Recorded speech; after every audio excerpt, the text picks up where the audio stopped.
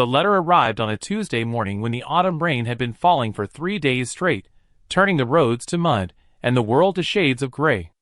I was standing by the window of my study, watching the water cascade down the glass panes, when I heard the horse's hooves splashing through the puddles of my courtyard. The rider wore a dark cloak, and something about his urgency made my stomach tighten with an inexplicable dread. My name is Lysander Ravenscroft.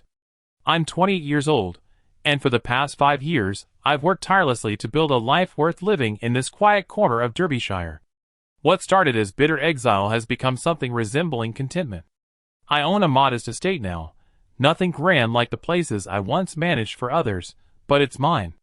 The Georgian house sits surrounded by well-tended gardens, and my tenants respect me. I've made something of myself, against all odds and expectations. But as I watched that messenger dismount and approach my door, I felt the careful walls I'd built around my heart begin to tremble. There's something about unexpected correspondence that awakens old ghosts, and I'd spent years convincing myself that particular ghost was finally at rest. The knock came sharp and urgent. When I opened the door, the messenger was already extending a letter toward me, his face grim beneath his soaked hood. The envelope was sealed with black wax, pressed with an unfamiliar crest. Black seals meant mourning, death, final things. My hand shook slightly as I took it from him. He declined my offer of shelter from the rain, mounting his horse immediately, and disappearing back into the gray morning as quickly as he'd come. I stood in my doorway for a long moment, holding that letter, feeling its weight far exceeded what such a small thing should carry. The black seal seemed to stare back at me like an accusation. Inside my study, I sat behind my desk and stared at the letter for what felt like hours, but was probably only minutes. The fire crackled in the hearth, casting dancing shadows on the walls, but I felt cold despite the warmth. There was something about that seal, something about the quality of the paper, that whispered of a world I'd left behind. A world that had cast me out with such finality that I had sworn never to think of it again. But hearts are treacherous things, and mine was already racing with possibilities I didn't want to acknowledge. I broke the seal with trembling fingers, and the black wax crumbled onto my desk like dark tears. Inside was a single sheet of fine paper, folded carefully, and something else that made my breath catch in my throat. A small portrait, painted on ivory, no larger than my palm. Her face. After 5 years of forcing myself to forget, there she was, looking back at me with those same intelligent gray eyes that had once held such warmth when they gazed into mine. The artist had captured her perfectly, from the delicate arch of her brows to the way her dark hair caught the light. She looked older in the portrait, more refined, with a sadness around her eyes that hadn't been there when I knew her. But it was unmistakably her. Cordelia. The woman I'd sworn to forget. The woman whose memory I'd buried so deep I'd almost convinced myself she'd been nothing more than a beautiful dream. The moment I saw her face again, 5 years of careful forgetting crumbled in seconds. Every wall I'd built, every rational argument I'd made to myself about moving forward, every night I'd fallen asleep without thinking of her, all of it dissolved like sugar in rain. My hands shook as I held the portrait, and I realized I was breathing like a man who'd been underwater for too long. I'd loved her once, with the kind of desperate intensity that burns everything else away. She'd been sunshine and laughter, quick wit and gentle kindness, everything beautiful in a world that had shown me precious little beauty. And I'd lost her, not to death or distance, but to something far more crushing, the immutable laws of society that declared a love like ours impossible from the very start. Setting the portrait aside with hands that wouldn't quite steady, I unfolded the letter itself. Her handwriting, that elegant script I'd once memorized from stolen notes passed between us, filled the page. Just seeing it made my chest tight with memories I'd spent years learning not to feel. "My dearest Lysander," it began, and those 3 words hit me like a physical blow. She'd never written to me before, not once in all the time since I'd been sent away. The fact that she was writing now meant something had changed, something significant enough to risk reaching across the chasm that society had carved between us. I forced myself to read on, though every word felt like reopening an old wound. She wrote of how she'd thought of me often over the years, wondered where I'd gone, what I'd made of my life.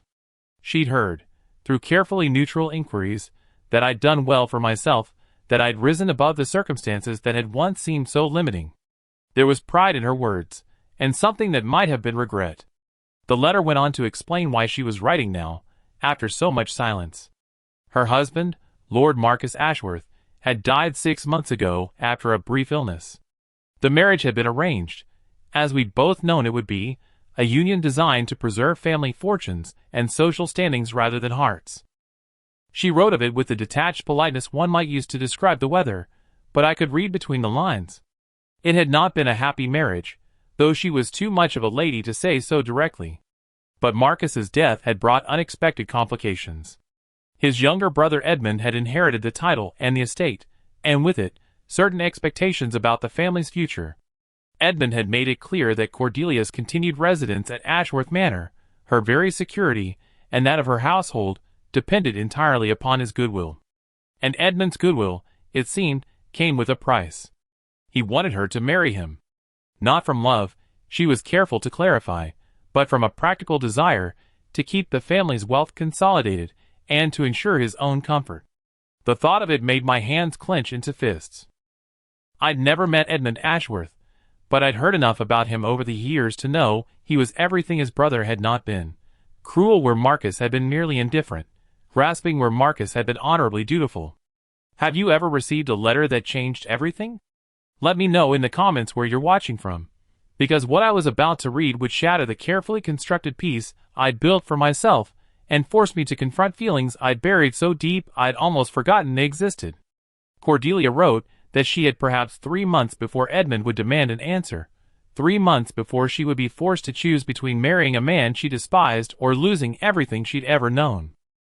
The servants, who had served her family faithfully for decades, would be turned out, the tenants who depended on the estate's stability would suffer, and she herself would be left with nothing but the small inheritance her father had managed to settle on her before his death, barely enough to live modestly, certainly not enough to maintain her independence with any dignity. But the letter contained more than just her portrait and her desperate circumstances. As I read on, my heart began to pound with a rhythm I recognized from those long-ago days when love had felt like both salvation and damnation. She was writing to me, she explained, because she had nowhere else to turn. Not to family, for they would only counsel her to accept Edmund's proposal as the practical solution. Not to friends, for the same reasons. She was writing to me because, despite everything that had passed between us, despite the years of silence and the pain of our separation, she trusted me to understand what this choice really meant for her. The rain against my window seemed to grow heavier as I absorbed her words. She wasn't asking for rescue, she made that clear. Cordelia had always been too proud, too independent for that. But she was asking for something perhaps more difficult. She wanted to see me again, to speak with me face to face, to have one honest conversation before she made a decision that would determine the rest of her life. She wanted to know if the man I'd become could offer any alternative to the impossible choice she faced. I set the letter down and walked to the window, pressing my palms against the cold glass. The countryside stretched out before me, rolling hills disappearing into mist, and I tried to process what she was really asking. 5 years ago, I'd been nobody, a talented estate manager with good education, but no prospects beyond serving other men's ambitions. I'd fallen in love with a nobleman's daughter, and the impossibility of it had nearly destroyed us both. The memory came flooding back with painful clarity.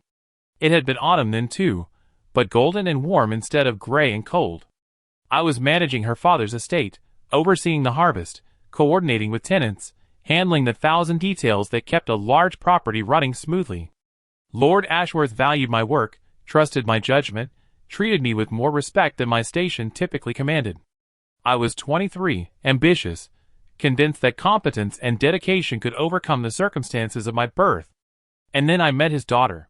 Cordelia was 20 then, just returned from a finishing school in London, full of ideas about literature and art and the wider world beyond her father's estate.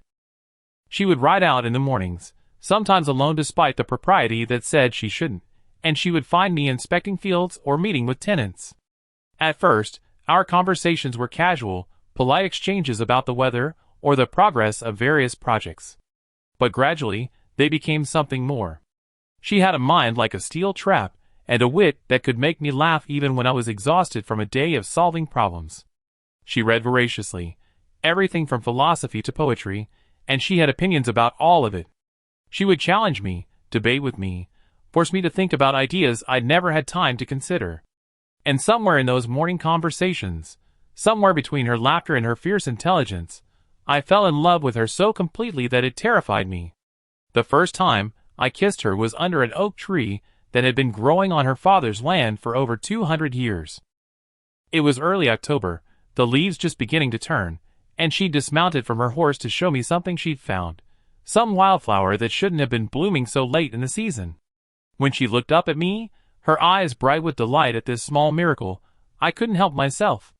I kissed her like a drowning man grasps for air, and she kissed me back with equal desperation. For 3 months, we existed in a world of stolen moments and secret meetings. We would find each other in empty corridors of the manor house, in forgotten corners of the gardens, always careful, always afraid of discovery. She would slip me notes during formal dinners when I reported to her father about estate business, her fingers brushing mine as she passed the salt, and I would meet her eyes across the room and see my own longing reflected there. We both knew it couldn't last. I was a commoner with no title, no significant wealth, no connections that mattered in her world. She was the daughter of a lord, expected to marry within her class, to strengthen family alliances, and secure her future through an advantageous match. We knew it, but we couldn't stop ourselves. Love, real love, doesn't care about practical considerations or social expectations. It simply is, burning everything else away until nothing matters except the other person's happiness. The end came swiftly, as these things always do. Her father had been negotiating a marriage contract with Lord Marcus Ashworth, a widower 15 years her senior, whose estate bordered theirs. It was a sensible match, advantageous to both families, and Lord Ashworth was eager to see it concluded. But someone, I never learned who, reported seeing Cordelia and me together in circumstances that left little doubt about the nature of our relationship. I remember the morning Lord Ashworth summoned me to his study. He was a fair man, not cruel, but absolutely immovable when it came to matters of family honor and social position. He told me that my services would no longer be required, that I had one day to collect my belongings and remove myself from his property permanently. He didn't shout or threaten, he simply stated facts with the calm authority of a man who had never doubted his right to order other people's lives. I wanted to argue, to demand the right to speak with Cordelia, to fight for what we had. But I was 23 and she was 20, and we both understood the reality of our situation. Her father could destroy my reputation with a word, ensure I never found decent employment again. More importantly, he could make her life unbearable if he chose, could cut her off from everything she'd ever known, leave her with nothing. Love might conquer many things, but it couldn't change the fundamental structure of the world we lived in. I left without seeing her again. It was cowardice, perhaps, but I told myself it was kindness. What good would it do to make our parting even more painful than it already was? She would marry Marcus Ashworth as planned, and I would find some way to build a life without her. Time would heal the wound, I assured myself. Time would make the impossible possible to bear. The years that followed were the hardest of my life. I took whatever work I could find, managing smaller estates, taking positions that were beneath my abilities simply because they were what was available. I saved every penny, invested carefully, slowly building the capital I would need to become independent. I told myself I was doing it for me, for my own future, but the truth was I was trying to prove something to a ghost. I was trying to become the kind of man who might have been worthy of her, even though it was far too late for that to matter. And now, 5 years later, she was asking to see me again. The woman I'd loved and lost, the woman I'd spent years learning to live without, was reaching out across the chasm that had separated us, asking if there might be another way forward. I closed my eyes and leaned my forehead against the cold window glass, feeling the weight of all those years of careful forgetting pressing down on me like a physical force. The rational part of my mind catalogued all the reasons I should ignore her letter, burn it along with the portrait, and continue with the life I'd built. She was still a lady, still bound by the same social expectations that had torn us apart before. I might own land now, might have achieved a measure of respectability, but I was still the same man who'd been judged unworthy of her 5 years ago. What had really changed except that we were both older and, presumably, wiser about the ways of the world? But even as I listed these logical objections, my heart was already making a different calculation. She was in danger, not physical danger perhaps, but something almost worse. She faced a future of being trapped in marriage to a man she despised, her spirit slowly crushed by years of enduring his cruelties. The Cordelia I'd known had been like sunlight made human, quick to laugh, generous with her affection, passionate about everything from poetry to social justice. The thought of that light being extinguished by years of Edmund Ashworth's malice made something fierce and protective rise in my chest. I spent the rest of that day pacing my house, like a caged animal, the letter and portrait following me from room to room as I carried them with me, unable to set them down, but equally unable to decide what to do with them. My housekeeper, Mrs. Fairfax, a sensible woman who'd worked for me for 3 years, finally cornered me in the kitchen as I stood staring out at the rain for the 100th time that day. She looked at me with the knowing expression that all good servants develop, seeing far more than their employers realize they reveal. Mrs. Fairfax had never asked about my past, never pried into the reasons why a man of 28 had never married, never even courted anyone seriously in all the time she'd known me. But she had eyes, and she had wisdom, and she could clearly see that something had shaken me to my core. She set a cup of tea in front of me and said, in her practical Yorkshire accent, that sometimes the hardest decisions were the ones that mattered most, and that a man could spend so much time protecting himself from old hurts that he forgot to recognize new possibilities. She didn't ask what was troubling me, but she made it clear that whatever it was, running away from it wouldn't solve anything. That night, I sat by my fire and read Cordelia's letter again, searching for clues about what she really wanted from me. Her words were carefully chosen, revealing much but committing to little. She spoke of wanting to see me, to have an honest conversation about the past and the future. She mentioned, almost casually, that she'd heard I'd done well for myself, that I'd acquired property and position. But she never explicitly asked for my help, never suggested that I might offer her an alternative to the choice she faced. The more I studied her letter, the more I understood the delicate position she was in. As a widow, she had slightly more freedom than she'd had as an unmarried daughter, but not much. She couldn't simply run away from her problems without facing complete social ruin. She couldn't reject Edmund's proposal without losing everything she'd ever known. She was trapped by the same social conventions that had separated us years ago, but now she was older, more experienced, and perhaps more willing to consider options that once would have seemed impossible. What struck me most was the tone of her letter. There was desperation there, yes, but also a kind of quiet strength I recognized from our youth. She wasn't writing as a helpless woman begging for rescue. She was writing as someone exploring all her options, trying to understand what choices were really available to her. She wanted to see me not because she expected me to solve her problems, but because she valued my judgment and trusted me to tell her the truth about what I saw. By the time the fire had burned low, I'd made my decision. I would go to her. Not because I harbored romantic fantasies about rekindling our old love, but because she'd asked for my help, and I couldn't refuse her. The man I'd become over the past 5 years, the man who'd built something meaningful from nothing, owed his existence in part to the love I'd once shared with her. That love had driven me to become better than I'd ever thought possible, and now that she needed me, I couldn't turn away. The next morning dawned clear and cold. The rain finally stopped, leaving the world washed clean and sparkling with frost. I spent the day making arrangements for my absence, ensuring my estate would be well managed in my temporary absence. I told Mrs. Fairfax that I would be traveling to Nottinghamshire on business, which was true enough, though I didn't specify the nature of that business. I also spent considerable time deciding what to wear for this reunion. It might seem vain, but I understood the importance of appearance in Cordelia's world. The clothes I chose would communicate as much as any words I might speak. I selected my finest coat, well-tailored but not ostentatious, expensive enough to demonstrate my success, but not so elaborate as to suggest I was trying to appear above my station. I wanted to look like what I'd become, a gentleman of modest but respectable means, someone who belonged in polite society even if he hadn't been born to it. The journey to Nottinghamshire would take 2 days by carriage, and I used that travel time to prepare myself mentally for whatever I might find. Cordelia had arranged for us to meet at a small inn outside her village, neutral ground where we could speak privately without risking her reputation. The inn was called the Golden Swan, and she'd reserved a private dining room for our meeting. As my carriage rolled through the countryside, I found myself remembering everything about her with painful clarity. The way she tilted her head when she was thinking deeply about something. The sound of her laugh, bright and genuine, never the affected giggle that so many ladies of her class cultivated. The way she moved, with unconscious grace but also with purpose, as if she always knew exactly where she was going. The way she looked at me during our secret meetings, as if I were the most fascinating person in the world instead of just another servant managing her father's property.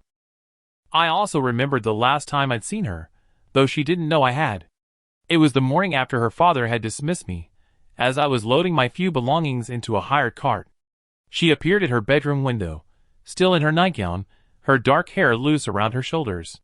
She pressed her palm against the glass, and even at a distance, I could see tears on her cheeks.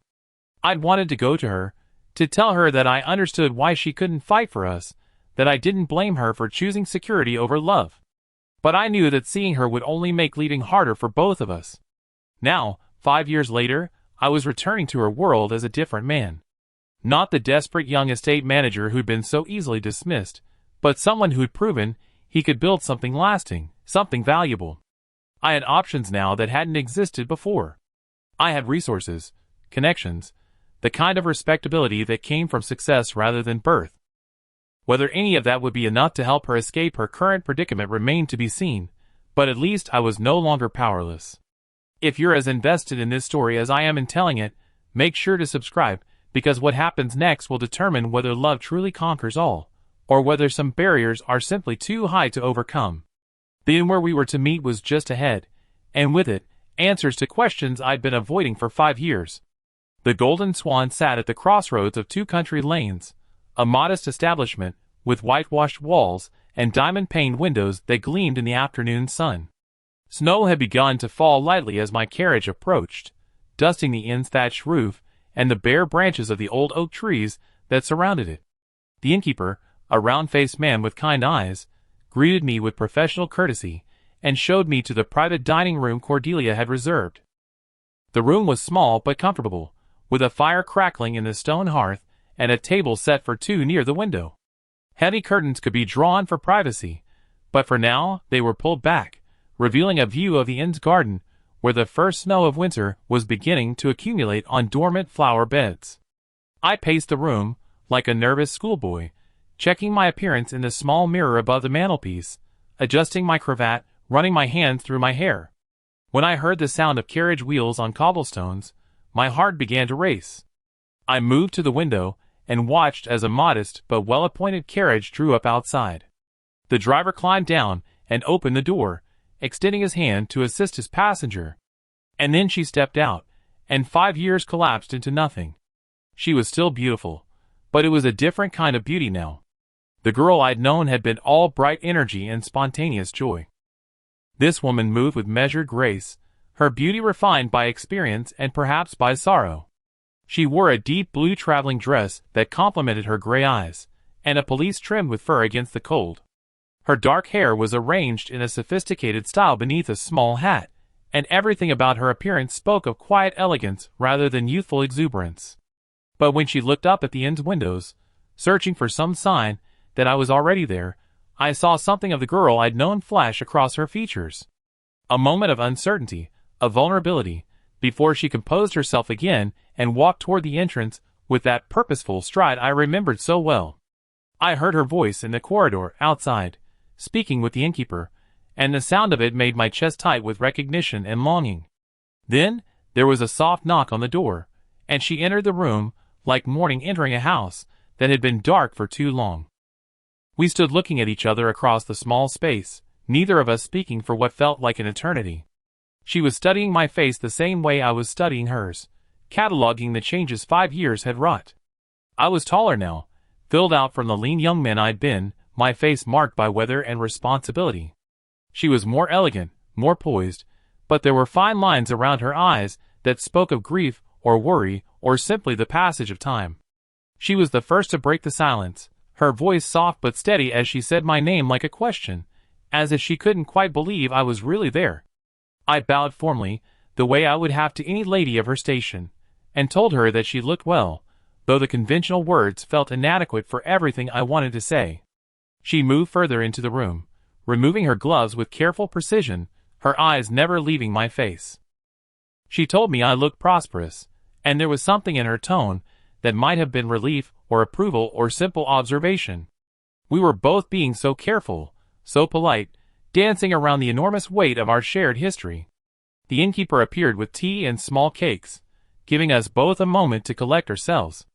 When he'd gone and closed the door behind him, leaving us truly alone for the first time in 5 years, the careful politeness became harder to maintain. She sat across from me at the little table, and I could see her hands trembling slightly as she poured the tea. I asked her about her journey, whether the roads had been difficult with the weather turning cold. She answered that they'd been passable, though she'd worried about the approaching storm. Such mundane conversation, as if we were strangers making polite small talk instead of two people whose lives had been irreversibly shaped by loving each other. But gradually, as the tea warmed us, and the familiar ritual of hospitality eased some of the tension, we began to speak more naturally. She asked about my estate, and I told her about the house I'd bought, the improvements I'd made, the satisfaction I'd found in building something that was entirely my own. She listened with genuine interest, asking intelligent questions about my tenants, my crops, my plans for expansion. In turn, I asked carefully about her life since our separation, and she told me about her marriage with the detached courtesy she'd used in her letter. Lord Marcus had been kind enough, she said, but distant. They'd had no children, which had been a source of quiet grief for her, but seemed to relieve him. He'd been most comfortable when she occupied herself with charitable works and left him to his books and his correspondence with other antiquarians. As she spoke, I began to understand the loneliness that had shaped her life for the past 5 years. She'd been respected, well provided for, given all the material comforts her station demanded. But she'd been isolated too, trapped in a marriage that offered security, but no real companionship, no intellectual stimulation, no warmth. She'd learned to find satisfaction in small things: her charity work, her extensive correspondence with other ladies interested in literature and social reform, her careful management of household affairs. When she mentioned Edmund Ashworth, her composure cracked slightly. He'd always resented his older brother's success, she explained, and Marcus's death had given him not just the title and estate, but also a kind of power he'd never possessed before. He'd moved into the manor house immediately, making it clear that Cordelia's continued residence there depended entirely on his goodwill. At first, he'd been merely unpleasant, making cutting remarks about her failure to provide an heir, suggesting that she'd somehow failed in her wifely duties. But as the months passed, his behavior had become more explicitly threatening. He'd begun dismissing long-serving staff without consulting her, selling off pieces of the estate that had sentimental value, making changes that seemed designed primarily to demonstrate his absolute authority over everything that had once been her domain. The marriage proposal had come 6 weeks ago, delivered not as a romantic overture, but as a business proposition. He wanted to consolidate his control over the family properties, and marrying his brother's widow would accomplish that goal, while also providing him with a wife who already understood how to manage a large household. He'd made it clear that her feelings on the matter were irrelevant, that she could accept his proposal and retain her comfortable position, or refuse and find herself removed from the only home she'd known since her marriage. As she spoke, I felt anger building in my chest, hot and protective. The woman across from me had always been proud, independent, fierce in her own quiet way. To see her reduced to this, trapped between two unthinkable choices, made me want to find Edmund Ashworth and show him exactly what I thought of men who threatened women under their protection. But I also recognized something else in her manner, something that gave me hope even as it broke my heart. She wasn't telling me this story as a victim seeking rescue. She was presenting the facts of her situation with clear-eyed honesty, inviting me to help her think through her options. The Cordelia I'd fallen in love with had always been a strategist, someone who approached problems logically and systematically. That quality had apparently survived her years of enforced domesticity intact. When she finished explaining her circumstances, silence settled between us like snow accumulating on the windowsill. Outside, the afternoon was growing darker, and the innkeeper had lit candles that cast dancing shadows on the walls. I could see her waiting for my response, her gray eyes searching my face for some indication of what I was thinking. I leaned back in my chair and looked at her directly, abandoning the careful politeness that had governed our conversation so far.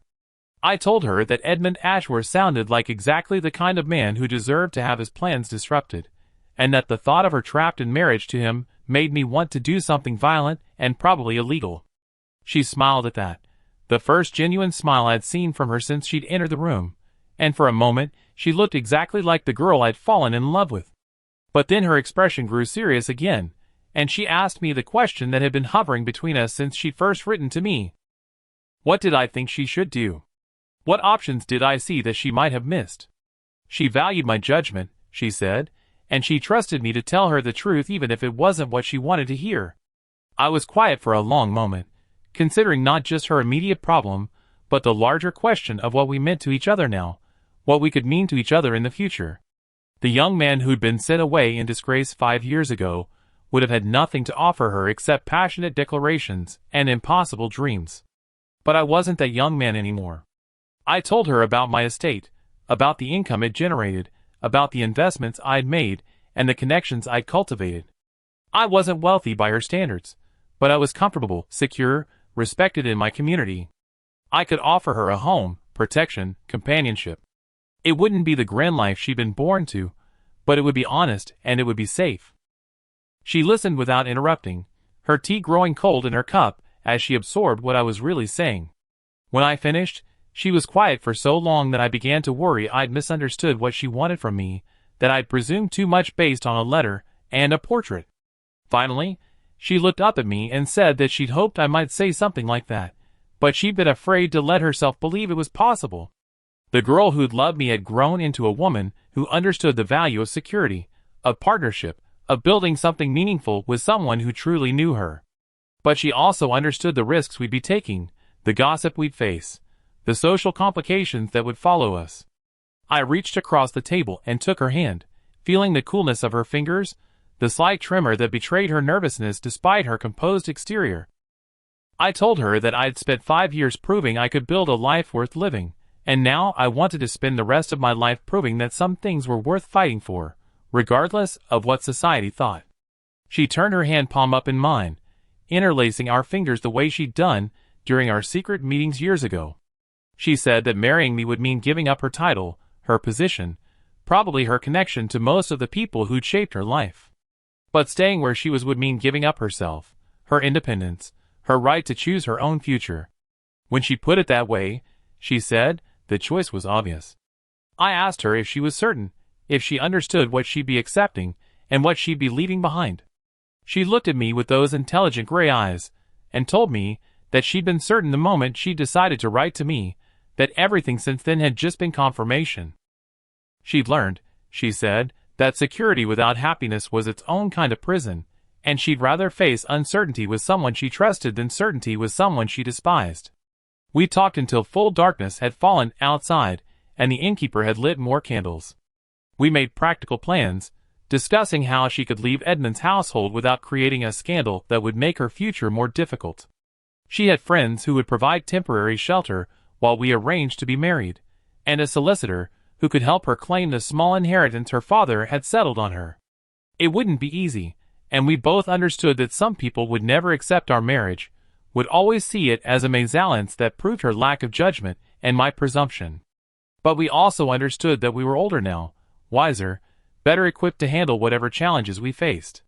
As the evening grew late, I walked her to her carriage, the snow crunching under our feet. Before she climbed inside, she turned to me and said that she'd spent 5 years regretting the choice she hadn't made, the fight she hadn't fought. She wasn't going to make that mistake again. I kissed her then, there in the inn yard with the snow falling around us, and it was like coming home after a very long journey.